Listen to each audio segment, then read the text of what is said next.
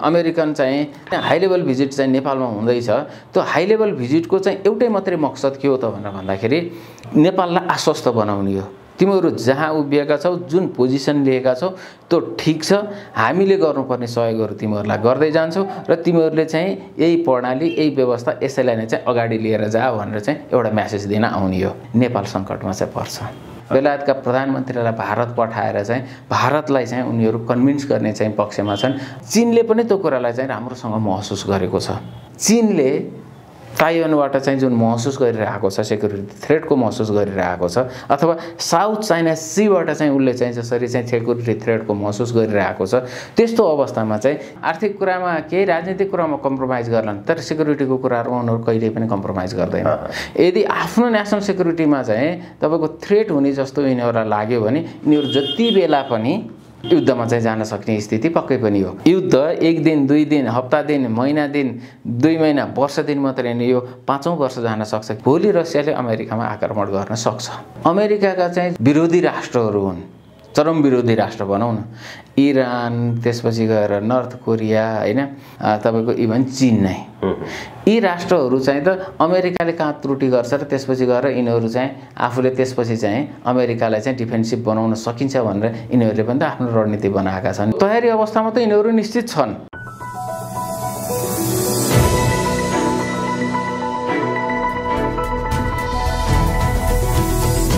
हिमाल online TV. विश्वको बदलिदो परिवेश, अन्तर्राष्ट्रिय शक्तिहरूको लडाई र यसको परिणामको विषयमा कुराकानी गर्दैछौँ राजनीतिक विश्लेषक उद्धव सिग्देलसँग। उद्धवजी, स्वागत छ यहाँलाई। हस्, धन्यवाद। रुसले युक्रेनमाथिको दोस्रो चरणको आक्रमण अझ तीव्र बनाएको छ। यता बेलायतका प्रधानमन्त्री बोरिस जोन्सन भारत भ्रमणमा निस्किएका छन्। भारत भ्रमणको मुख्य उद्देश्य भारतलाई युक्रेनको पक्षमा उभ्याउनको लागि भनेर भनिएको छ। त्यसैगरी 4 अमेरिकी सिनेटर र एक सांसद काठमाडौँ आज बेलुकासम्म आइपुग्ने भनेर भनिएको छ। यो टोली नेपाल हुँदै भारत, युएई, पोल्यान्ड र जर्मनी जाँदैछन्। यो टोलीको उद्देश्य पनि के भनेर भनिएको छ भने युक्रेनको पक्षमा समर्थन जुटाउन भनेर भनिएको छ। पछिल्लो अन्तर्राष्ट्रिय परिवेश जुन ढङ्गले विकसित हुँदै गइरहेको छ, विश्व राजनीति कुन बाटोतर्फ अग्रसर भएको देखिन्छ? धन्यवाद प्रदीपजी। यहाँले चाहिँ एकै पटकमा धेरै प्रश्नहरूलाई राख्नुभयो। हजुर हजुर, यो यसलाई समय सान्दर्भिक एक अर्कासँग जोडिएको विषय भएकोले हजुर हामीले त्यसलाई त्यही रूपमा नै चाहिँ व्याख्या र विश्लेषण गर्नुपर्ने हुन्छ। सर्वप्रथम त युद्ध दोस्रो चरणमा गएको छ। रसिया र युक्रेनको बीचको युद्ध अब अझ मास स्केलमा जान थाल्यो। त्यो मैले प्रभावका हिसाबले भने हो। त्यहाँको युद्ध भने चाहिँ त त्यसले स्केल अप त गर्नु स्वाभाविकै हो। अहिलेसम्म के देखिन्छ भन्दाखेरि रसिया र युक्रेन बीचको युद्धले विश्वलाई चाहिँ पोलराइज गर्ने र विश्वको चाहिँ जुन राष्ट्रहरू छन् ती राष्ट्रहरूलाई चाहिँ अमेरिकन कित्तामा उभ्याउने अथवा अमेरिकन कित्तामा नउभिने जति चाहिँ तिमीहरू रसियन कित्ताका हौ भनेर त्यो एउटा मेसेज दिने काम चाहिँ अमेरिकाबाट चाहिँ सुरु भएको चाहिँ देखिन्छ। अब दोस्रो चरणको चाहिँ जब त्यहाँ युद्ध सुरु भयो, दोस्रो चरणको युद्ध सुरु हुँदै गर्दाखेरिमा अमेरिकाको आफ्नो चाहिँ साझेदारहरूलाई इन्लार्ज गर्ने अथवा त्यसलाई अझ थप्दै जाने र आफ्ना मित्र शक्तिहरूलाई एक ठाउँमा लिएर आउने र त्यसपछि गएर रुसलाई एक्ल्याउने, यो जुन चाहिँ उसको रणनीति हो, त्यो रणनीति अन्तर्गत नै बोरिस जोन्सनको भारतको भ्रमण भनौँ अथवा चाहिँ तपाईको अमेरिकी सिनेटरहरू र पार्लियामेन्टकै चाहिँ तपाईको नेपालको भ्रमण हुँदै चाहिँ तपाईको युएको भ्रमण हुँदै युरोपसम्म जाने जुन यी कुराहरू छन्, यो भनेको अब विश्वलाई चाहिँ दुई ध्रुवमा चाहिँ ध्रुवीकृत गर्नको लागि गरिएका प्रयासको रूपमा चाहिँ हामीले बुझ्नुपर्ने हुन्छ। पहिलो, अब अहिलेसम्म भइरहेको के छ त यो प्रयास त निरन्तर सुरुदेखि नै युद्ध सुरु भएदेखि नै आज झन्डै 2 महिना भएको छ युद्ध हैन। युद्ध सुरु भएदेखि नै त्यो प्रयास चाहिँ अमेरिकाले गरिरहेको हो र दोस्रो चरणको युद्ध सुरु भइसकेपछि त्यसमा झन् तीव्रता आएको मात्रै हामीले देखेका हौं र त्यो एउटा चाहिँ बाह्य रूपमा नै चाहिँ सतही रूपमा नै आएको छ। कूटनीतिक रूपमा त हिजो यी प्रयासहरू नभएका हैनन्।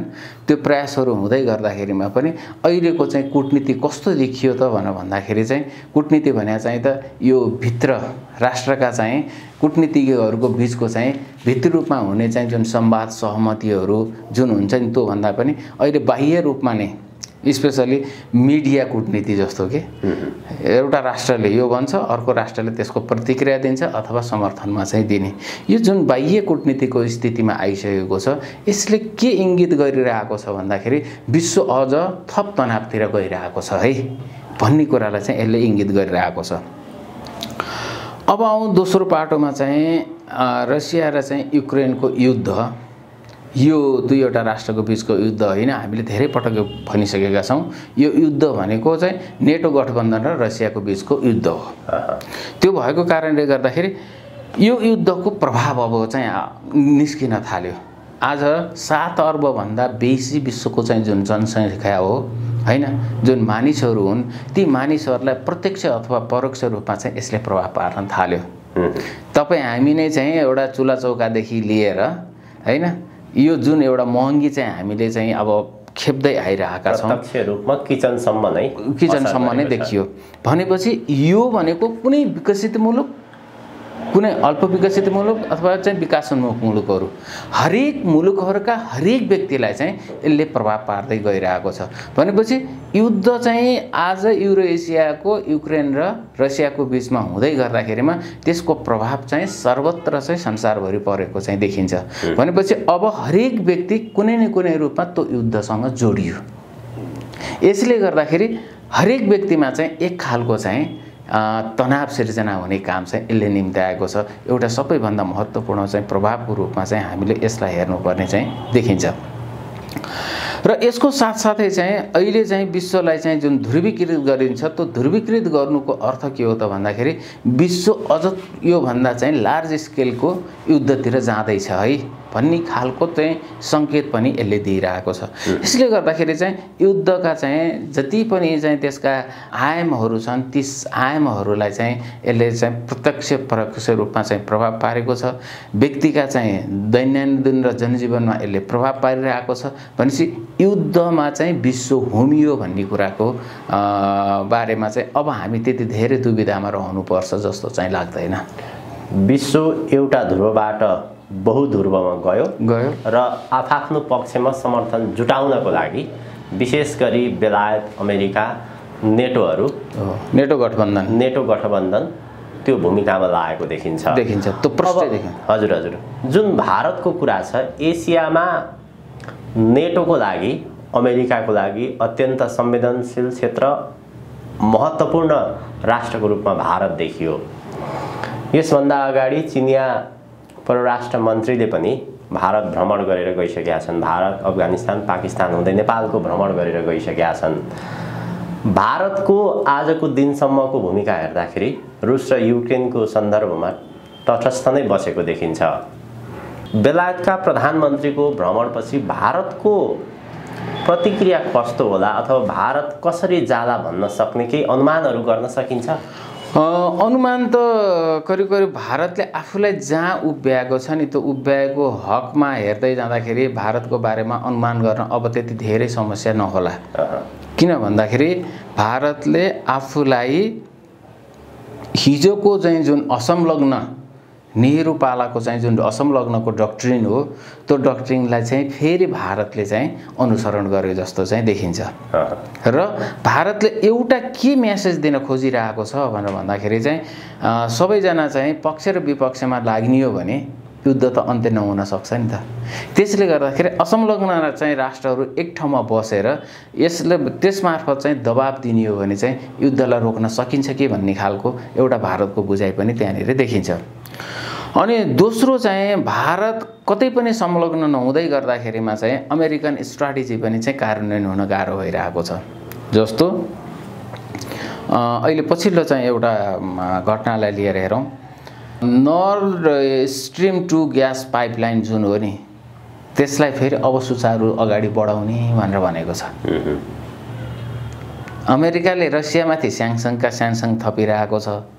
तर अब संसारभरिबाट यस्तो खालको चाहिँ तपाईँको विशेष गरेर युरोपबाट चाहिँ यति ठुलो चाहिँ अब दबाब आउन थाल्यो कि यो इनर्जी क्राइसिसले गर्दाखेरि दबाब आउन थाल्यो कि अमेरिकाले बाध्य भएर चाहिँ नर्थ स्ट्रिम 2 लाई चाहिँ जुन चाहिँ बन्द गर्ने, रोक्ने अथवा चाहिँ जर्मनी, पोल्यान्ड लगायतका राष्ट्रहरूलाई चाहिँ जसरी कन्भिन्स गरेको थियो त्यो नर्थ स्ट्रिमबाट चाहिँ ग्यास ल्याउनु हुँदैन भनेर चाहिँ जुन दबाब दिइरहेको थियो, त्यसबाट अमेरिका ब्याक हुने स्थितिमा गयो। यसले के देखाउँछ भन्दाखेरि चाहिँ अमेरिकाको चाहिँ जुन रसिया र युक्रेनको चाहिँ वार स्ट्राटेजी हो, त्यो वार स्ट्राटेजी चाहिँ अब क्रमिक रूपमा चाहिँ कमजोर पर्दै जान लागेको चाहिँ पक्कै पनि देखिन्छ।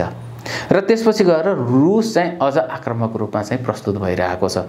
यसले के इङ्गित गर्दैछ भन्दाखेरि अमेरिकाले चाहिँ जुन रूपमा चाहिँ सोचेको र जुन रूपमा चाहिँ युक्रेनलाई चाहिँ प्रयोग गरेर चाहिँ विश्वमा चाहिँ आफ्नो जुन हेजुमन हो त्यो हेजुमनलाई चाहिँ पुनर्जीवित गर्छु भनेर जसरी लागेको हो अथवा प्रभुत्वलाई चाहिँ पुनर्जीवित गर्छु भनेर ऊ जसरी लागेको सम्भवतः त्यसमा अमेरिका सफल हुन नसकेको यी पछिल्ला घटनाक्रमहरूले चाहिँ देखाउँछ।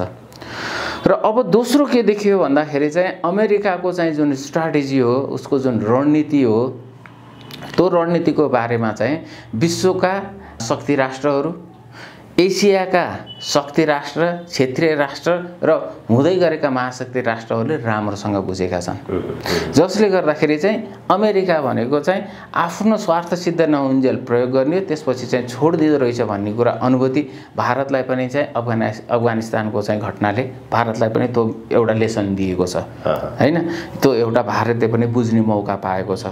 त्यस्तै गएर चाहिँ अहिले हेरौँ न, युक्रेनलाई चाहिँ तपाईँको चाहिँ अमेरिकाले हामी सम्पूर्ण सहयोग गर्छौँ, युद्धमा चाहिँ तिमी लागिरहनुपर्छ भनेर जसरी चाहिँ युक्रेनलाई चाहिँ अमेरिकाको ब्याकिङमा चाहिँ युद्धमा चाहिँ होमियो, वास्तवमा आज युक्रेन देश त 50औं वर्षसम्म चाहिँ तपाईँको उठ्न नसक्ने गरेर चाहिँ थलिएको अवस्थामा पुगेको छ। रुसले युक्रेनमा आक्रमण गर्नुभन्दा अगाडि अमेरिकी राष्ट्रपति जो बाइडेनले के भनिरहेका थिए भने यदि रुसले युक्रेनमाथि आक्रमण गरे नेटो सेना सिधै आउँछ भनेर भनेका थिए। तर अब आउन त सकेन। आउन नसक्ने के हो भन्दाखेरि रुससँगको चाहिँ जुन शक्ति हो त्यो शक्तिसँग डराएको भनेपछि महाशक्ति राष्ट्र चाहिँ डराइरहेको छ भने उसले अहिले जसरी चाहिँ विश्वभरबाट चाहिँ समर्थन जुटाउन खोजिरहेको छ युक्रेनको पक्षमा, त्यसमा पनि सफल हुने स्थिति चाहिँ देखिएको चाहिँ छैन। त्यसले गर्दाखेरि कतिपय अवस्थामा अमेरिकनहरू आफै चाहिँ एक्टिभली चाहिँ यो समर्थन जुटाउने क्रियाकलापमा चाहिँ लागेका छन्। जस्तो त्यसकै चाहिँ एउटा कडीको रूपमा चाहिँ नेपालमा चाहिँ जो आज आउँदैछन् त्यो आउनु एउटा कडीको रूपमा हेरिन्छ भने त्यसपछि गएर आफ्नो एलाइजको सबैभन्दा नजिकको एलाइ भनेको त नेटो सेनाको त बेलायत नै हो। बेलायतका प्रधानमन्त्रीलाई भारत पठाएर चाहिँ भारतलाई चाहिँ उनीहरू कन्भिन्स गर्ने चाहिँ पक्षमा छन्, जुन कुरा चाहिँ सफल होला जस्तो चाहिँ लाग्दैन। भारतले बोरिस जोन्सनलाई दिनुपर्ने सम्मान दिन्छ, एउटा कूटनीतिक मर्यादामा चाहिँ उसले सबै कामहरू गर्छ। तर भारतको जुन आफ्नो रणनीतिक चाहिँ सोच र चिन्तनहरू छ त्यो सोच र चिन्तनमा चाहिँ बोरिस जोन्सनले चाहिँ परिवर्तन गर्न सक्ने स्थिति चाहिँ छैन। किन भन्दाखेरि आज भारत असंलग्नतामा बस्दै गर्दाखेरिमा चाहिँ असंलग्न आन्दोलनमा चाहिँ हिजो चाहिँ जो चाहिँ सम्मिलित भएका राष्ट्रहरू हुन् ती राष्ट्रहरू त्यहाँ पुनः जोडिने स्थिति चाहिँ आउन सक्छ। जसले गर्दाखेरि त्यो असंलग्नताको चाहिँ आन्दोलन फेरि चाहिँ बाहिर आयो भने त्यसले के गर्न सक्छ त भन्दाखेरि त्यो युद्धलाई चाहिँ रोक्न सक्ने स्थिति चाहिँ आउन सकिन्छ।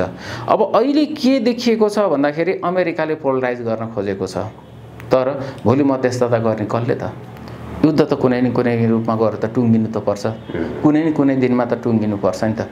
त्यो टुङ्गिनको लागि चाहिँ आज भरपर्दो चाहिँ मध्यस्थता गर्ने चाहिँ कुन शक्ति राष्ट्र हुन सक्छ त भन्दाखेरि आजको दिनसम्म विशेष गरी यो दुईवटा राष्ट्रहरू अमेरिका र बेलायतको भूमिका हेर्ने हो भने युद्धलाई अझ लम्ब्याउन चाहेको, रुसलाई जसरी भए पनि गलाउन चाहेको त्यो प्रकारको भूमिका देखिन्छ। र अहिले यो दुईवटा राष्ट्र युक्रेनको पक्षमा अन्तर्राष्ट्रिय समर्थन जुटाउन तीव्र रूपमा लागिरहेका छन्। यदि यो अन्तर्राष्ट्रिय समर्थन जुटाउने कार्यमा उनीहरू असफल भयो भने उनीहरू पछि हट्छन् कि अथवा अर्को रणनीति अपनाउँछन् कि कस्तो हुन्छ? किनभने यो त विश्वको तासको कुरा पनि छ। हो, अहिले त अब त त्यही नै हो। अहिले के हो भन्दाखेरि विश्वमा चाहिँ शासन गर्ने चाहिँ कुराहरूमा हो। त्यसले गर्दाखेरि एउटा हामीले के बुझ्नुपर्छ भन्दाखेरि यो अन्तर्राष्ट्रिय राजनीतिमा तपाईको चाहिँ एउटा रणनीति चाहिँ असफल भयो भने चाहिँ अर्को रणनीति अथवा ब्याकअप प्लान हुन्छ कि त्यो ब्याकअप प्लानलाई फेरि लिएर आउने स्थिति चाहिँ हुनसक्छ। जस्तो अमेरिका एक कदम मात्रै पछि सर्ने हो भने भोलि युद्ध रोकिन सक्ने स्थिति आउँछ। त्यसले गर्दाखेरि अमेरिकाले के उसले चाहिँ अहिले पनि खोजिरहेको छ भन्दाखेरि चाहिँ उसको चाहिँ जुन आजको मितिमा पनि चाहिँ सबैभन्दा चाहिँ सैन्य चाहिँ र सामरिकमा म नै चाहिँ सबैभन्दा शक्तिशाली हो। त्यसकारण चाहिँ त्यति मात्र नभएर चाहिँ जुन संसारभरिका चाहिँ समुद्रहरू छन् त्यो समुद्रमा कुनै न कुनै रूपमा चाहिँ मेरो प्रभाव छ। त्यसले गर्दाखेरि चाहिँ विश्वमा चाहिँ मेरो जुन प्रभुत्व हो त्यो प्रभुत्व चाहिँ कायम नै छ भन्ने खालको चाहिँ उसको चाहिँ जुन बुझाइ छ र त्यसलाई चाहिँ निरन्तर रूपमा अगाडि लिएर जानुपर्छ भन्ने खालको चाहिँ जुन बुझाइ हो नि त्यो बुझाइले गर्दाखेरि चाहिँ ऊ प्लान बीमा आउन सकिरहेको चाहिँ छैन। तर उसले के हेक्का राख्यो त भन्दाखेरि चाहिँ जसरी चाहिँ उसले चाहिँ आकलन गरेको थियो, रसियाको बारेमा जसरी उसले आकलन गरेको थियो, भारतको बारेमा जसरी उसले आकलन गरिरहेको थियो, त्यो आकलनहरू चाहिँ उसको रणनीतिभन्दा फरक पाउँदै गर्दाखेरिमा चाहिँ एक हिसाबले भन्ने हो भने अमेरिकालाई चाहिँ अलिकति चाहिँ धक्का पुगेको चाहिँ पक्कै पनि हो। तर पनि ऊ आफ्नो हेजोमनलाई चाहिँ त अथवा आफ्नो प्रभुत्वलाई त उसले त कायम राख्नै सक्छ, ऊ खोज्छ नि त। त्यो कायम राख्ने खोज्ने क्रममा चाहिँ अझै पनि उसले क्षेत्रीय शक्तिहरू अथवा एसियाका शक्तिहरूको बिचमा चाहिँ कुनै अन्तर्द्वन्द्व ल्याउन सकिन्छ कि? विशेष गरेर भारत र चीनका बिचमा चाहिँ अझ त्यसको अन्तर्द्वन्द्वको चाहिँ खाडललाई चाहिँ अझ चाहिँ फराकिलो बनाउन सकिन्छ कि भनेर चाहिँ ऊ त्यो प्रयत्न पनि गर्नेछ। अब मलाई लाग्छ अब अहिलेका चाहिँ विश्वका महाशक्ति राष्ट्रहरू, विश्वका चाहिँ शक्ति राष्ट्रहरू, क्षेत्रीय राष्ट्रहरूले चाहिँ ती सबै कुराहरू बुझिसकेको कारणले गर्दाखेरि चाहिँ मलाई लाग्छ भारत असंलग्नताकै पक्षमा उभिरहनेछ र अन्त्यमा भारतको नेतृत्वमा सायद त्यो युद्धलाई मध्यस्थता गर्ने स्थिति पनि आउन सक्छ। र कहीँ कतै बोरिस जोन्सनको जुन भारतको भ्रमण हो, यो भारतको भ्रमण चाहिँ यो एउटा बेलायती अथवा युरोपियन चाहिँ नागरिकहरूको एउटा दबाब पनि हुन सक्छ। त्यसकारण चाहिँ अब तिमीहरू चाहिँ एउटा पक्षधर, नेटोको गठबन्धन त एउटा पक्षधर हो नि त। तिमीहरू पक्षधर भइसकेपछि तिमीहरूले भनेको कुरा रसियन राष्ट्रपतिले नमान्ने, रसियन राष्ट्रपतिले भनेको कुराहरू तिमीहरू नमान्ने भइसकेपछि चाहिँ त हामी त दैनन्दिन समस्यामा पर्दैछौँ नि। आज महँगीले गर्दाखेरि चाहिँ कत्रो चाहिँ क्राइसिस आइरहेको छ युरोपमा, अमेरिकामा पनि त्यस्तै चाहिँ अब क्राइसिस आउने स्थिति छ। र यो स्थिति चाहिँ अगाडि बढ्दै गयो भने चाहिँ त थप चाहिँ समस्या त अब युरोप र चाहिँ अमेरिकामा पर्न थालिसकेपछि चाहिँ त्यहाँबाट पब्लिक प्रेसर आउँछ नि त। हो, त्यो पब्लिक प्रेसर आइसकेपछि सायद त्यो पब्लिक प्रेसरलाई सम्बोधन गर्नको लागि सायद भारतलाई चाहिँ सबैले चाहिँ मध्यस्थता गरिदियोस् भनेर चाहिँ त्यो एउटा मध्यस्थताको लागि पनि सायद बोरिस जोन्सनले चाहिँ एउटा पहल गर्न सक्छन् भन्ने बुझाइ पनि रहन सक्छ। रुस र युक्रेनको युद्ध रोक्नको लागि यसभन्दा अगाडि टर्कीले प्रयास गरेको थियो, तर 2-3 पटकको वार्ता असफल भयो, युद्ध रोकिएन। अहिले पनि के देखिन्छ भने अमेरिकाले, नेटोले युक्रेनलाई करोडौँको हात हतियार सहयोग गरिरहेको छ। पछिल्लो समय के पनि देख्यो भने त्यहाँ नेटो सैनिक पनि भेटियो भन्ने कुरा आयो। अब यतापट्टि युक्रेनको पक्षमा उभिनको लागि मध्यस्थकर्ता गरिरहेको छ, अन्तर्राष्ट्रिय समर्थन जुटाइरहेको छ अमेरिका, बेलायतले, नेटोले। अर्कोतिर उतापट्टि सहयोग पनि गरिरहेको छ युक्रेनलाई। यो परिस्थिति हेर्दाखेरि युद्धले त अझ भयानक रूप लिएला जस्तो छ। युद्ध त रोकिने छाँटकाट छैन त्यस्तो देखिन्छ। यो कसरी रोकिन्छ त अब युद्ध? हो, ब्ल्याक सीमा चाहिँ जसरी अमेरिकन सहयोगमा चाहिँ युक्रेनले वारसिपलाई चाहिँ एक हिसाबले भन्यो भने ध्वस्त बनाए नि, रसियन वारसिपलाई ध्वस्त बनाए नि। ध्वस्त बनाउँदै गर्दाखेरिमा त्यसले एउटा के म्यासेज दियो त भन्दाखेरि हामी चाहिँ युद्धमा छौँ है भन्ने खालको चाहिँ म्यासेज एउटा त्यसले दिएको हो। त्यसले चाहिँ थप आक्रामक चाहिँ रसियालाई बनाए नै, हैन? त्यसले गर्दाखेरि युद्ध त लम्बिन्छ। तर युद्ध लम्बिँदै गर्दाखेरिमा रसियालाई चाहिँ जसरी चाहिँ स्याङ्सन गरेर हैन कमजोर बनाउँछु भन्ने अमेरिकाको रणनीति, त्यो रणनीति त सफल भएन। नभइसकेपछि उनीहरू चाहिँ दोस्रो प्लानमा चाहिँ जानुपर्ने स्थिति हो र दोस्रो प्लानमा जाँदै गर्दाखेरिमा चाहिँ तत्काल युद्ध रोक्नको लागि चाहिँ अहिले देखिएको सबैभन्दा ठुलो क्षेत्रीय शक्ति भारत नै हो र भारतले त मध्यस्थता गरोस् भन्ने एउटा चाहिँ चाहना पनि हुनसक्छ। अन्यथा विश्व त एउटा तनावमा गइसक्यो हैन, ध्रुवीकरणमा नगए पनि चाहिँ तनावमा गइसकेको छ।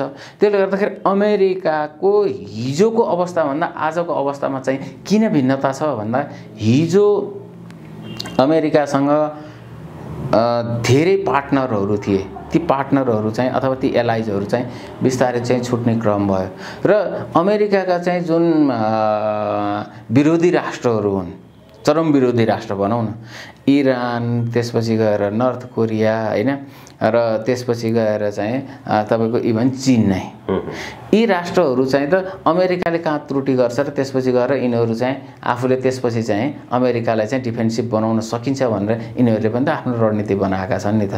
त्यसले गर्दाखेरि चाहिँ हिजोको चाहिँ जुन शक्ति हो अमेरिकाको, त्यो शक्तिमा छेड हुँदै जाँदाखेरिमा चाहिँ अहिले उसका चाहिँ जुन विरोधी राष्ट्रहरू त्यो विरोधी राष्ट्रहरू चाहिँ एकदम मुखर रूपमा चाहिँ अगाडि आएको अवस्था चाहिँ छ। र अमेरिकाले गल्ती गर्दै जाँदाखेरि चाहिँ भोलि के हो त भन्दाखेरि चाहिँ यसलाई चाहिँ लार्ज स्केलको युद्धमा लिएर जाने हो भने भोलि चाहिँ ध्रुवीकृत हुँदै गर्दाखेरि अमेरिकन विरोधी राष्ट्रहरू एक ठाउँमा बसिरहेको अवस्थामा चाहिँ त अमेरिकाले त्यो दिने त युद्ध गर्न त सक्दैन नि त। अहिले पछिल्लो यो अन्तर्राष्ट्रिय विश्लेषण अथवा विश्वको भू राजनीतिलाई गहिरो ढङ्गबाट अध्ययन गरेका मानिसहरूले के भनिरहेका छन् भने संसारमा अमेरिका जसरी हाबी भयो, संसारको एक्लो शक्तिको रूपमा उदय भयो सोभियत सङ्घ विघटन भइसकेपछि र संसारलाई उसले जसरी अशान्त बनाउनमा रणनीतिक भूमिका खेल्यो, अब यसलाई चाहिँ ती धेरै राष्ट्रहरूले मध्यनजर गरेका छ, धेरै राष्ट्रहरूलाई त उसले ध्वस्त पनि बनायो। त्यसकारणले अमेरिकाको विरोधमा अहिले धेरै राष्ट्रहरू देखिन्छन्। यो अहिलेको विश्वको परिस्थिति, यो तनाव चाहिँ एउटा वारपारकै अवस्थामा छ भनेर भनिन्छ, कसरी हेर्नु? होइन, वारपारकै अवस्थामा त म भन्दिनँ। किन भन्दाखेरि वारपार त त्यति बेला मात्रै हुन्छ जति बेला चाहिँ सम्पूर्ण रूपमा चाहिँ शक्तिको चाहिँ प्रयोग हुन्छ। त्यो सम्पूर्ण रूपमा शक्तिको प्रयोग हुने स्थिति चाहिँ छैन। नभएको कारणले वारपारकै हुने स्थिति चाहिँ पक्कै पनि छैन।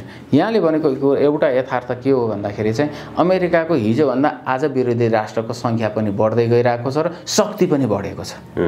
सङ्ख्या र शक्ति दुइटै बढ्नु भनेको के हो त भन्दाखेरि चाहिँ अमेरिका त फ्रन्टमा त अहिलेसम्म वारै गरेको छैन नि त। चाहे विश्वयुद्ध, पहिलो विश्वयुद्ध हेर्नुहोस्, चाहे दोस्रो विश्वयुद्ध हेर्नुहोस्, ऊ फ्रन्टमा वार कहिले पनि गरेका छन्, अरूलाई लडाएर आफू सुपर पावर भएको मात्रै त हो। त्यसले गर्दाखेरि वारमै चाहिँ जाने स्थितिमा अमेरिका चाहिँ कुन अवस्थामा रहन्छ भन्ने कुरा अमेरिकाले पक्कै पनि आफूले बुझेको त पक्कै पनि छ नि। किन भन्दाखेरि अमेरिकामाथि एकसाथ चाहिँ इरान, चीन, रसिया, त्यसपछि गएर नर्थ कोरिया लगायतका चाहिँ यो चाहिँ एउटा गठबन्धन बनेर तपाईको चाहिँ अमेरिकामाथि चाहिँ युद्ध गर्न आयो भने चाहिँ त त्यो चाहिँ एउटा निर्णायक हुने स्थिति हो। तर त्यो निर्णायक हुने स्थिति त छैन। विश्वको परिस्थिति के छ भनेर भनिन्छ भने यो दुईवटा शक्तिशाली राष्ट्रहरू विभाजित भएका छन् दुई ध्रुवमा। यो दुवै ध्रुवमा विभाजित भएका राष्ट्रहरूको मिसाइल नाल चाहिँ एकअर्काप्रति तयारी अवस्थामा बसेका छन्। यदि एउटाले मात्र गल्ती गर्यो अथवा त्यो युद्ध भड्किने अवस्था आयो भने कुनै पनि बेला एक अर्काको चाहिने मिसाइल जान सक्छ भनेर भनिन्छ। त्यो अवस्थामा तयारी छ भनेर भनिन्छ नि। त्यो त निश्चित हो। त्यो तयारी अवस्थामा त यिनीहरू निश्चित छन्। किनभने यी शक्ति राष्ट्रहरूको के हो भन्दाखेरि उनीहरू चाहिँ केही कुरामा, आर्थिक कुरामा, केही राजनीतिक कुरामा कम्प्रोमाइज गर्लान्, तर सेक्युरिटीको कुराहरूमा उनीहरू कहिल्यै पनि कम्प्रोमाइज गर्दैन। यदि आफ्नो नेसनल सेक्युरिटीमा चाहिँ तपाईँको थ्रेट हुने जस्तो यिनीहरूलाई लाग्यो भने यिनीहरू जति बेला पनि युद्धमा चाहिँ जान सक्ने स्थिति पक्कै पनि हो। त्यसको सङ्केतको रूपमा यो युद्ध हुनुभन्दा अगाडि केही महिना जापानले पनि आफ्नो चाहिँ सैन्य तालिमहरू गराइरहेको अवस्था देखियो। चीनले अझै पनि गराइरहेको छ, सैन्य अभ्यासहरू गरिरहेका छन्, सैन्य अभ्यासहरू गरिरहेका छन्। त्यो चाहिँ देख्न सकिन्छ।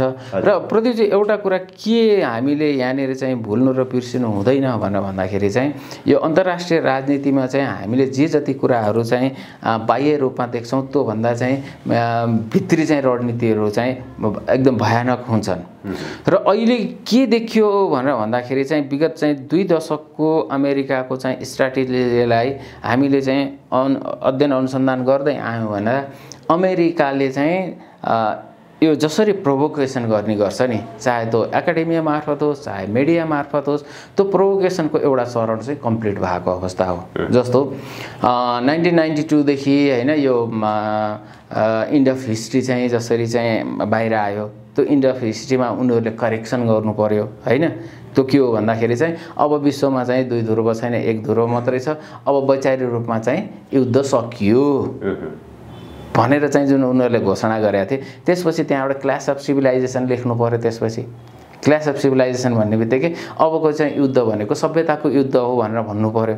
भनेपछि त युद्ध त रहेछ नि त, युद्ध त भइसकेर रहेछ, युद्ध छ भन्ने कुरा सभ्यताको युद्धमा राखे, तर सभ्यताको युद्ध नभएर सामरिक युद्धको पनि रूपमा चाहिँ देखियो। अहिले भनौँ 21औं शताब्दीको चाहिँ दोस्रो दशक पार गर्दा नगर्दै चाहिँ विश्व फेरि चाहिँ एउटा युद्धमा चाहिँ प्रवेश गर्यो। भनेपछि क्लास अफ सिभिलाइजेसन्स मात्रै इन्ड अफ हिस्ट्री भनेर चाहिँ जसरी चाहिँ आज संसारलाई चाहिँ उनीहरूले एउटा मेसेज दिने काम गरिरहेको थियो, त्यो मेसेज दिने काम पनि ठिक भएन। र अनि अर्को के हो भन्दाखेरि यो 2-2.5 दशकमा मात्र नभएर अब झन्डै 3 दशक पार गरिसकेको अवस्थामा अमेरिकासँग चाहिँ जो एलाइ थियो, नेटो बाहेकका जो एलाइज थिए नि, त्यो एलाइजहरू अमेरिकासँग झस्केका छन्। किन भन्दाखेरि चाहिँ अमेरिकाले त आफ्नो स्वार्थको लागि मात्रै चाहिँ काम गर्दो रहेछ, यो भरपर्दो चाहिँ एलाइज हुन सक्दो रहेछ भन्ने कुरा चाहिँ उसका एलाइजहरूले बुझे र त्यो एलाइजहरू पनि बिस्तारै चाहिँ त्यहाँबाट चाहिँ छुट्टिने क्रम चाहिँ सुरु भयो। र त्यो छुट्टिने क्रममै चाहिँ अहिले भारतलाई चाहिँ तपाईँले त्यही चाहिँ रूपमा पनि हेर्न सक्नुहुन्छ। यसको चाहिँ सबैभन्दा महत्त्वपूर्ण र जबरजस्त कारण भनेको चाहिँ अफगानिस्तानमा जब भारतलाई थाहै नदेखिन अमेरिकन सेनाहरू फिर्ता भए नि, फिर्ता भइसकेपछि चाहिँ भारत त्यो दिनदेखि चाहिँ अमेरिकासँग निकै नै चाहिँ झस्केको हो।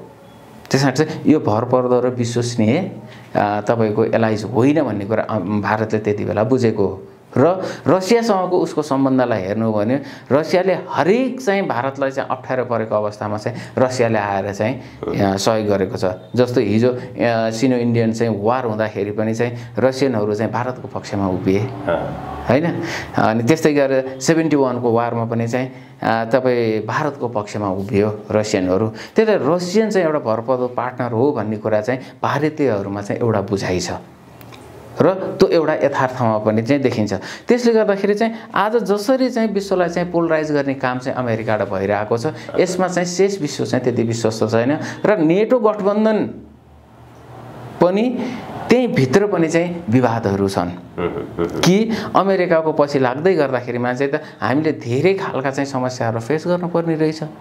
त्यसले गर्दाखेरि चाहिँ हामी कुनै न कुनै रूपमा चाहिँ अमेरिकाको चाहिँ पछि लाग्नु भनेर भन्दा पनि यसलाई चाहिँ कसरी चाहिँ सेटल गर्न सकिन्छ भन्ने खालको चाहिँ कुरा चाहिँ महत्त्वपूर्ण हुन्छ।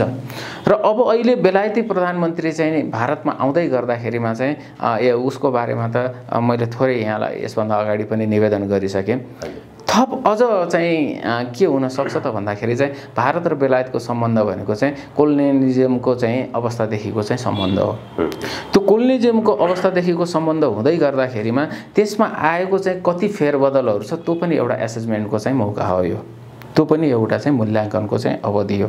किन भन्दाखेरि तपाईँले चाहिँ विगत 300 वर्षको इतिहासलाई केलाउनु भयो भने त्यो 300 वर्षको इतिहासमा पावर त शिफ्ट भएको छ। किनभने पावर भन्ने चाहिँ यस्तो कुरा हो जहाँ एक ठाउँमा स्थिर भएर बस्न सक्दैन। त्यो पावर हिजो बेलायततिर अथवा चाहिँ तपाईँको चाहिँ युरोपतिर शिफ्ट हुनुभन्दा अगाडि त्यो पावर एसियामा थियो। त्यसपछि गएर दोस्रो विश्वयुद्धको अन्त्यसँगै त्यो पावर शिफ्ट भएर अमेरिकामा पुग्यो र त्यो पावर घुमिरहन्छ। र अब यो पावर शिफ्टिङको बेला पनि हो। जसरी 1750 मा तपाईको इकोनोमिक एनालिसिस गर्दै गर्दा के पाइन्छ त भनेर भन्दाखेरि विश्वको झन्डै 2/3 जीडीपी को कन्ट्रिब्युसन चीन र भारतले गर्थे। भनेपछि शक्ति त यही थियो। त्यसपछि आज आउँदाखेरि अथवा चाहिँ तपाईको चाहिँ 90 को दशकमा हेर्दै गर्दाखेरिमा सन् 1990 को दशकमा हेर्दै गर्दाखेरिमा चाहिँ 2/3 भन्दा बेसी कि हैन 3/4 भन्दा बेसी चाहिँ त्यो जीडीपीको कन्ट्रिब्युसन तपाईँको चाहिँ युरोप र अमेरिकाले गर्न थाले। भनेपछि चाहिँ आर्थिक शक्ति पनि त्यतातिर गयो, राजनीतिक शक्ति पनि चाहिँ त्यतातिर गयो। र त्यो राजनीतिक शक्ति चाहिँ अहिले के छ भन्दाखेरि चाहिँ तपाईँको चाहिँ सिफ्टिङ हुने क्रममा चाहिँ देखिन्छ। 2-3वटा कारण चाहिँ धेरै जबरजस्त छन्, महत्त्वपूर्ण छन्।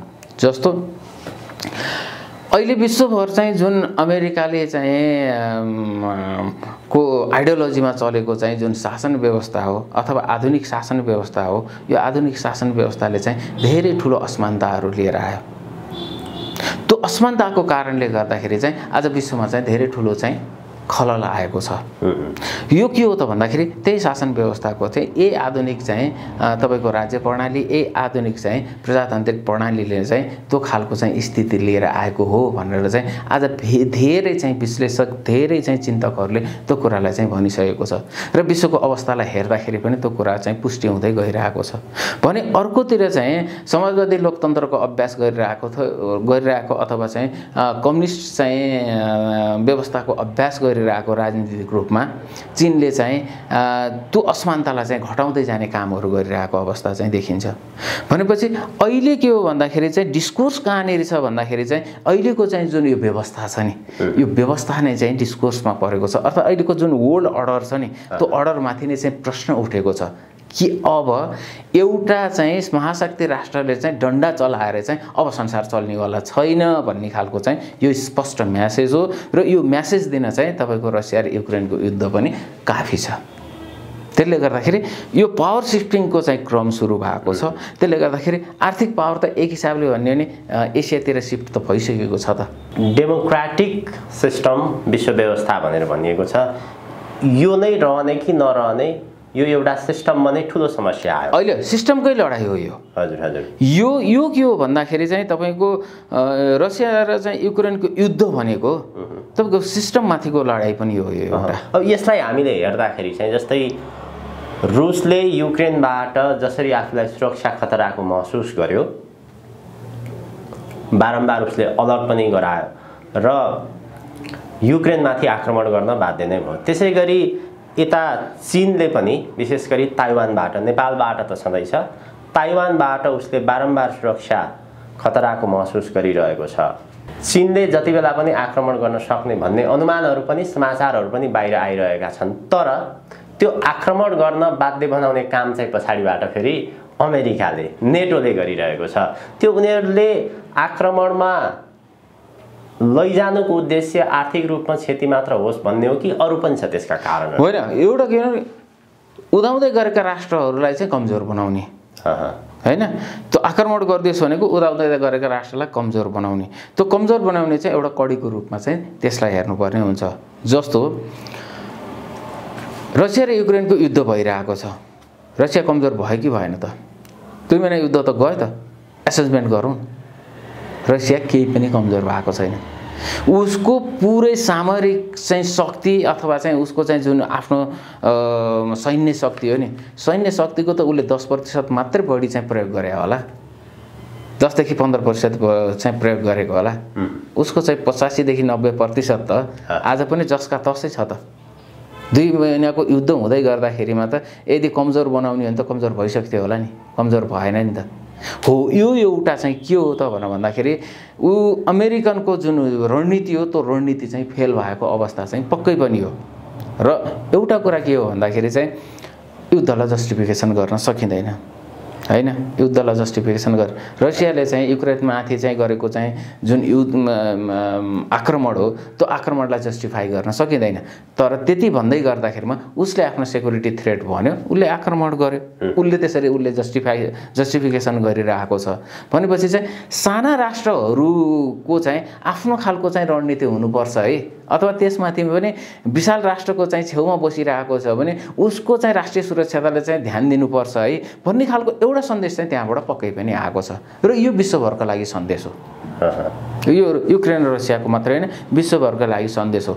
त्यही भएर चीनले ताइवानबाट चाहिँ जुन महसुस गरिरहेको छ, सेक्युरिटी थ्रेटको महसुस गरिरहेको छ, अथवा साउथ चाइना सीबाट चाहिँ उसले चाहिँ जसरी चाहिँ सेक्युरिटी थ्रेटको महसुस गरिरहेको छ, त्यस्तो अवस्थामा चाहिँ चीनले पनि आक्रमण गर्न नसक्ला भनेर भन्न चाहिँ सकिँदैन। चीनको चाहिँ वास्तवमा उसले एउटा न्यू मात्र खोजिरहेको छ अथवा एउटा बहाना मात्र खोजिरहेको छ भनेर जसरी समाचार बाहिर आउँछ त्यो सत्यता हो कि चीनले सकेसम्म ताइवानमाथि आक्रमण गर्न नपरोस् भन्ने उसको बाध्यता हो? अमेरिकाले जबरजस्ती युद्धमा हुम्न खोजिरहेको छ? होइन, अमेरिकाले त युद्धमा हुम्न नै खोज्ने हो, उसको रणनीति त त्यसमा स्पष्ट छ होइन। अब त युद्धको पनि चाहिँ तरिकाहरू अब फरक हुने एउटा कुरा हो होइन। जस्तो चीन र ताइवानको बिचको चाहिँ युद्धलाई युद्धको रूपमा चाहिँ हेर्न मिल्दैन, किनभने कुनै पनि हिसाबले चाहिँ ताइवानले चीनसँग प्रतिस्पर्धा गर्न सक्दैन। नसक्नेपछि त्यो युद्ध होइन, आफ्नै भूमि मान्छ। त्यो भनेको चीनले आफ्नै भूमि पनि मान्छ एउटा कुरा भने। अर्को कुरा के हो भन्दाखेरि तिब्बतले के यो ताइवानले के भन्छ भन्दाखेरि चाहिँ त त्यो सर्लक्कै चाहिँ चीन पनि सबै चाहिँ हाम्रै हो भनेर चाहिँ जुन भन्छ नि, अनि जस्तो नामै छ नि यो पिपुल्स रिपब्लिक अफ चाइना भनेर चाहिँ अहिलेको चाहिँ चाइनाले भनिरहेको छ नि, रिपब्लिक अफ चाइना भनेर चाहिँ ब्र्याकेटमा ताइवान राखेर चाहिँ ताइवानले आफ्नो चाहिँ नाम राखेको छ नि। हो, त्यो दुईटैको कन्सेप्टमा चाहिँ फरक छ कि। त्यो कन्सेप्ट के भयो भन्दा पिपुल्स रिपब्लिक अफ चाइना र रिपब्लिक अफ चाइना भन्ने कुराहरू चाहिँ दुईवटा फरक कन्सेप्ट हुन्। अब चाङक्याई सेकले अथवा चाहिँ त्योभन्दा अगाडि sun Yat-senकै कन्सेप्ट के हो त भन्दाखेरि चाहिँ यो ओभरअल जुन चाइना हो त्यो रिपब्लिक अफ चाइना हो भनेर भन्यो भने पछि कम्युनिस्टहरूले चाहिँ त्यहाँ चाहिँ वर्षौं कायम गरिसकेपछि ताइवान बाहेकको चाहिँ अहिलेको चाहिँ जुन चीन छ होइन, मेनल्यान्ड चीन छ, त्यो चीनमा चाहिँ कब्जा गरिसकेपछि त्यो चीनलाई चाहिँ पिपुल्स रिपब्लिक अफ चाइना भनेर दुईटा नाम राखिएको चाहिँ अवस्था त्यो हो। त्यही भएर कन्सेप्चुअली नै चाहिँ ताइवान र चाहिँ उसको फरक हो। तर हो के त भन्दाखेरि चाहिँ दुईटै चीन हो भन्ने कुरामा त स्पष्ट छ। त्यसबाट चाहिँ हामीले पनि चाहिँ एक चीन नीति चाहिँ अवलम्बन गरेका छौँ र चीनसँग चाहिँ दौत्य सम्बन्ध कायम गरेका चाहिँ अधिकांश राष्ट्रहरूले चाहिँ एक चीन नीतिलाई चाहिँ कायम गरेको छ। तर अमेरिकाले के गर्छ त भन्दाखेरि चाहिँ उसले चाहिँ चाइना पोलिसी के अरे ताइवान पोलिसी भनेर एउटा चाहिँ संसदबाट पास गराउँछ, त्यसपछि गएर तिब्बत पोलिसी भनेर अर्को पास गराउँछ। त्यो के हो त भन्दाखेरि चाहिँ कुनै न कुनै रूपमा चाहिँ ती साना राष्ट्रहरूमा चाहिँ अस्थिरता लिएर आएर चाहिँ चीनलाई चाहिँ कुनै न कुनै रूपमा चाहिँ कमजोर बनाउन सकिन्छ कि भन्ने कुरा त यो अमेरिकाको घोषित नीति हो के। यो रणनीति मात्रै होइन, यो घोषित नीति हो।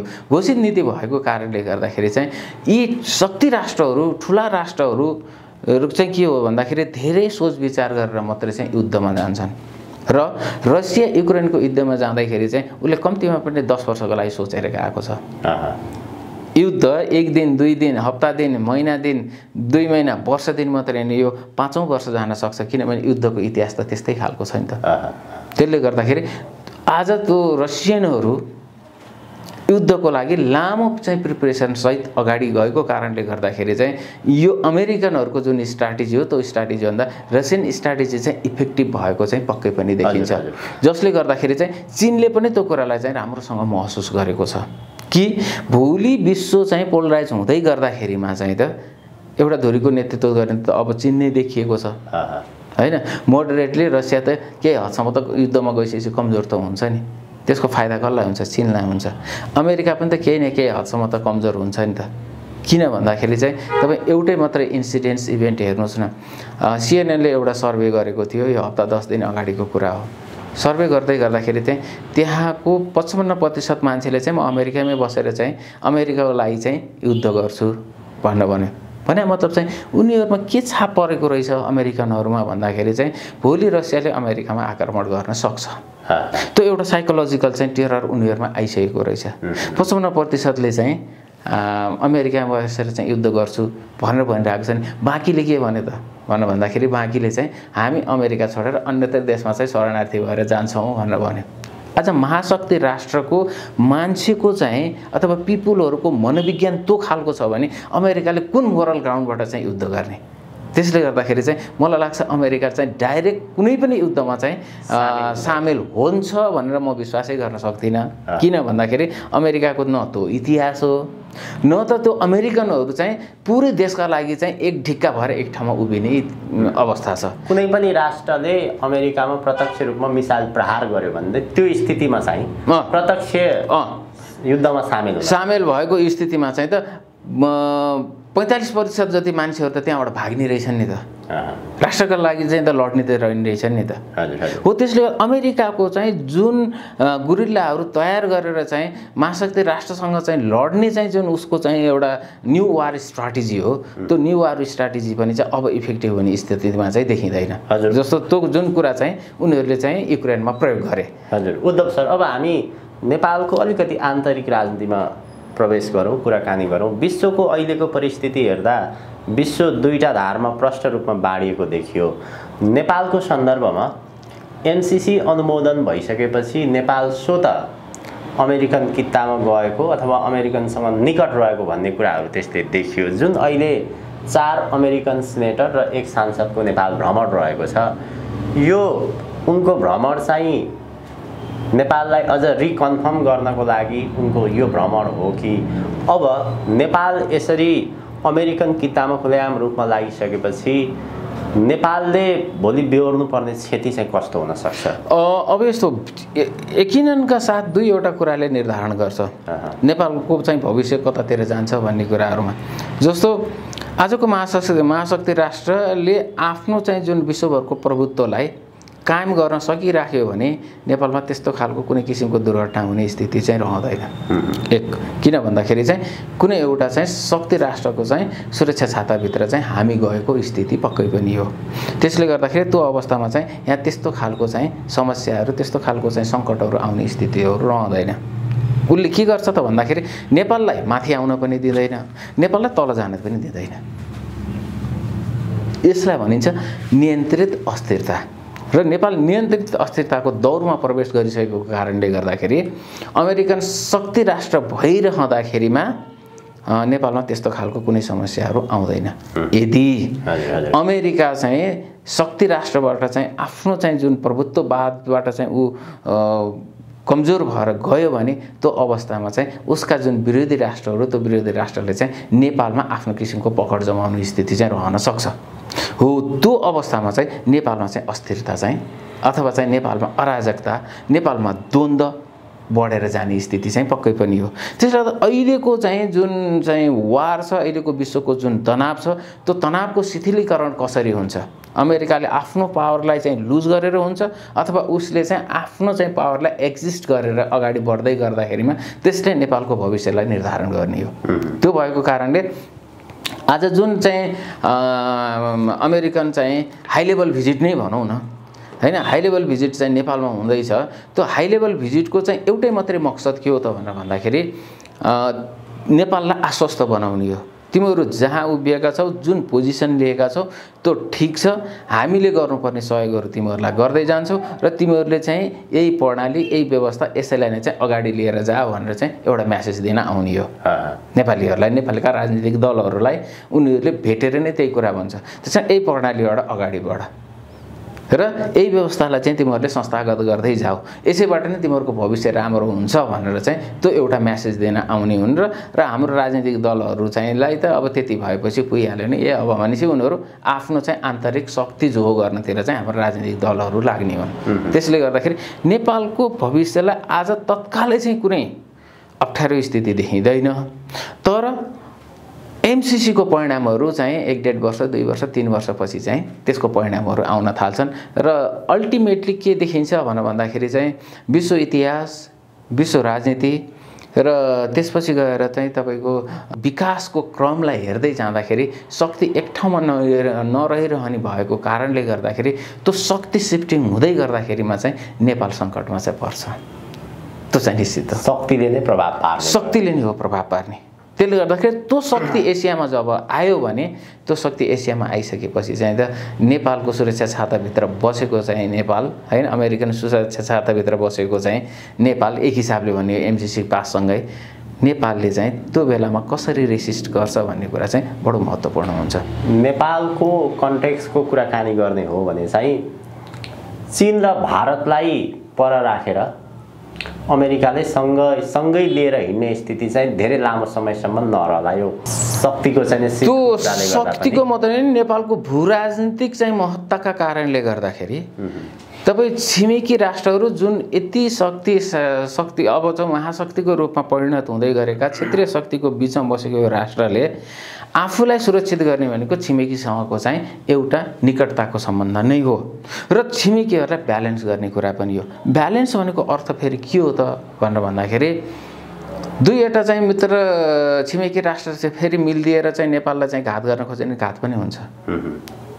नेपालको चाहिँ के हुनुपर्छ रणनीति त भनेर भन्दाखेरि दुईटै छिमेकी राष्ट्रहरूलाई विश्वासमा लिने र त्यसपछि दुईटा मिल्दै गर्दाखेरि नेपाललाई घात हुन नसक्ने खालको स्थितिको निर्माण गर्ने हो। त्यसले गर्दाखेरि छिमेकीलाई फर्स्ट पहिलो प्राथमिकतामा राखेर चाहिँ काम गर्नुपर्ने चाहिँ नेपालले आज छिमेकीलाई पहिलो प्राथमिकतामा राखेर काम नगर्दै गर्दाखेरिको अवस्थामा र चाहिँ सात समुद्र पारीकोलाई चाहिँ सबैभन्दा नजिकको र चाहिँ उसको सघन उपस्थिति नेपालमा गराउँदै गर्दाखेरिमा सायद हामी समस्यामा पर्छौँ कि एउटा पाटो यो देखिन्छ। अर्को यसैमा चाहिँ विभिन्न विश्लेषकहरूले के चाहिँ विश्लेषण गर्छन् भनेर भन्दाखेरि त्यसमा कति सहमत हुन सकिन्छ सकिँदैन आफ्नो ठाउँमा छ। अमेरिकनहरूको चाहिँ नेपालमा सघन उपस्थिति भएन भने नेपाल जस्तो सानो राष्ट्रले चाहिँ आफ्नो सोभरेनिटीलाई कायम गरेर बस्न सक्दैन भन्ने खालको चाहिँ एउटा बुझाइ छ। त्यसले गर्दाखेरि त्यो बुझाइमा चाहिँ कति चाहिँ तर्क छ त भनेर नेपालको हिस्ट्रीलाई चाहिँ ट्र्यास गरेर आउँदै गर्दाखेरिमा चाहिँ उनीहरूले के तर्क राख्छन् भन्दा भारत त एक हिसाबले भन्ने हो भने चाहिँ त क्षेत्रीय शक्ति र प्रभुत्वशाली शक्ति नै हो दक्षिण एसियाको लागि र नेपाललाई चाहिँ इन्दिरा गान्धीकै कालमा पनि नेपाललाई टुक्र्याउन सक्थ्यो। अमेरिकाको चाहिँ 2006 सालदेखि नेपालमा उपस्थिति भएको कारणले गर्दाखेरि हाम्रो सोभरेनिटी जोगिएको हो भनेर चाहिँ त्यो खालको व्याख्या र विश्लेषण पनि गर्छन्।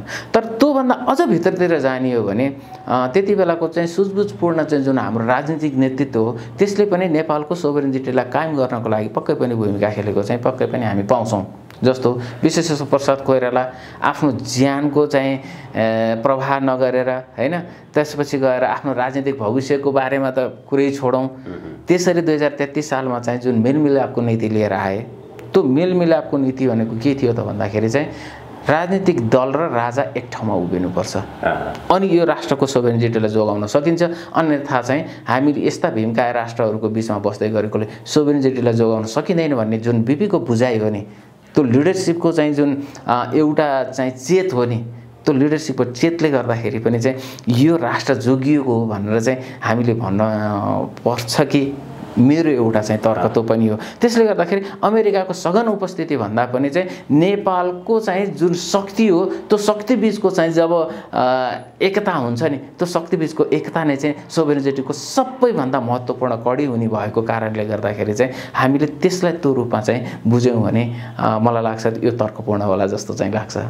नेपालको सम्बन्धमा नेपालले अमेरिकासँग सम्बन्ध नराख्ने हो भने नेपाल जसरी दुईवटा ठुला देशहरूको बीचमा रहेको छ त्यो दुईवटा शक्तिले नेपाललाई जति बेला पनि खान सक्छ भन्ने जुन तर्क छ नि अब यसलाई हामीले हेर्दाखेरि चाहिँ नेपालको इतिहास आजदेखिको कुरा होइन र संसारको इतिहासमा ब्रिटिसले जसरी सानसाना राष्ट्रहरूलाई 70 वटा भन्दा बढी राष्ट्रहरूलाई उसले उपनिवेश बनायो त्यसलाई मध्यनजर त्यसलाई तुलना गर्दाखेरि स्वयं भारतलाई पनि उसले उपनिवेश बनायो।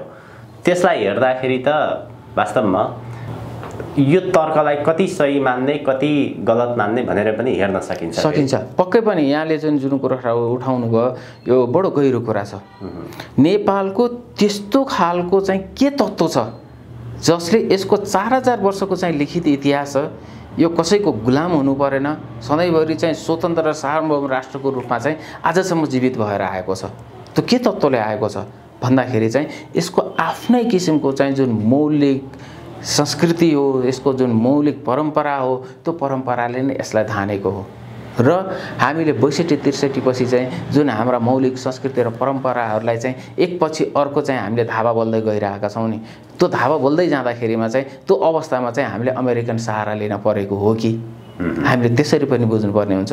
तर मैले यो बार चाहिँ भन्ने गर्छु प्रदीपजी 4000 इतिहास बोकेको यो राष्ट्र यस्ता खालका सङ्कटहरू यस्ता खालका समस्याहरू त कति आयो होला कति पार गर्दै यहाँसम्म आइसकेको छ भने पक्कै पनि यो स्वाधीन र स्वाभिमान राष्ट्र हुँदै यो अगाडि पनि जान सक्छ र बाँकी अहिले रहेका चाहिँ जुन समस्याहरू हुन् त्यो समस्याहरू चाहिँ बिस्तारै चाहिँ न्यूनीकरण पनि हुँदै जान्छन् र जुन हामीले चाहिँ विदेशीहरूको चाहिँ जुन एउटा चाहिँ प्रभाव देखिरहेका छौँ विशेष गरेर 62-63 पछि जुन प्रभाव देखिरहेका छौँ सायद त्यो प्रभाव पनि चाहिँ न्यूनीकरण पनि हुँदै जान्छ होला।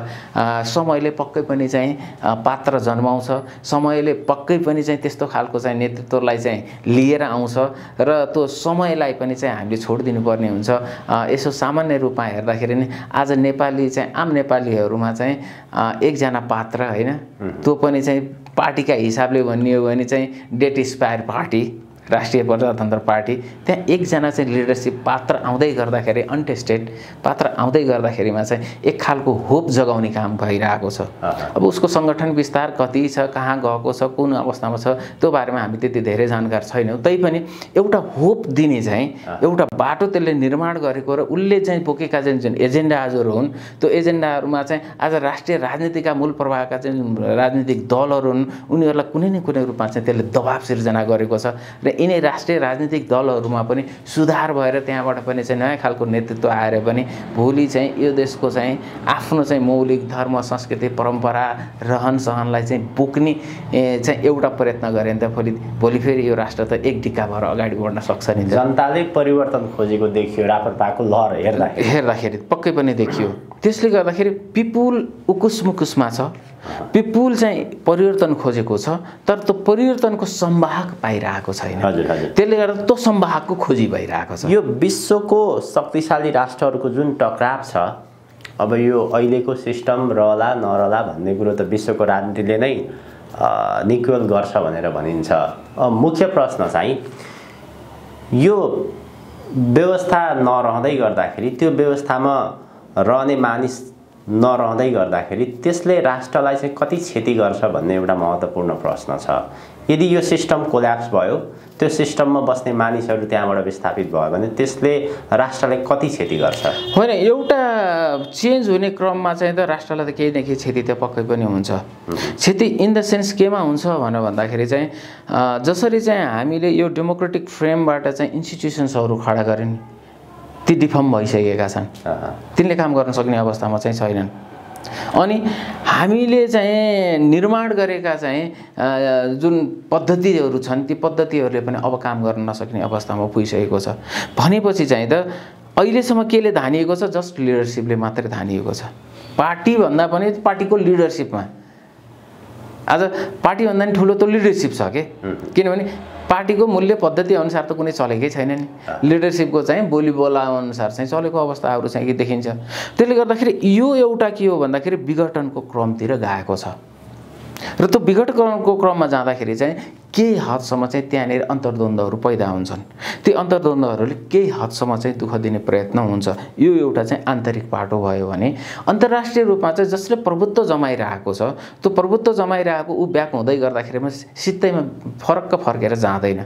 उसले पनि आफूले कुनै न कुनै रूपको एउटा चाहिँ द्वन्द्व मचाएर नै त्यसबाट अझै पनि आफ्नो चाहिँ स्पेस क्रिएट गर्न सकिन्छ भनेर ऊ लाग्दै गर्दाखेरिमा चाहिँ त अलिकति क्षति त पक्कै पनि हुन्छ। तर अब जब त्यो सबै क्रम यसले चाहिँ पार गर्छ भने त्यसपछि चाहिँ एउटा नयाँ चाहिँ युगको चाहिँ निर्माण हुने प्रक्रियातिर जाने हो। यस एउटा नयाँ युगको चाहिँ निर्माण हुने प्रक्रियातिर जाने हो र नेपाल आज त्यो सङ्घारमा उभिएको पक्कै पनि छ। हस्, आजको महत्त्वपूर्ण समय र विचारको लागि अत्यन्त आभारी छु। यहाँलाई धेरै धेरै धन्यवाद। यहाँले चाहिँ यो जुन मौका दिनुभयो यसको लागि चाहिँ यहाँलाई धेरै धेरै धन्यवाद।